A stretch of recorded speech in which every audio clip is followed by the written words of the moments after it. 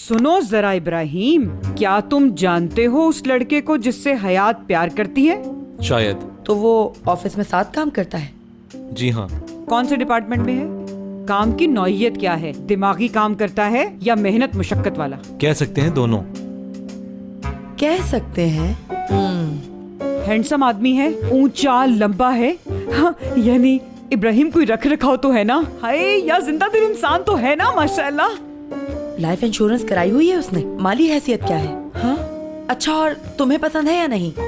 मतलब कि उसके साथ चाय शाय पीते हो? जी हाँ, कभी कभी। मोटा है क्या? बहुत मोटा है क्या? अच्छा, और नाखून गोल काटता है या सीधे? बताओ। क्यों हंस रहे हो? इब्राहिम, बहुत हो गया बेटा, जिद कर दिया तुमने तो। बोल नहीं रहे? अरे क्यों छुपा रहे हो एक एक बात हमसे? क्यों नहीं बता रहे हमें तुम?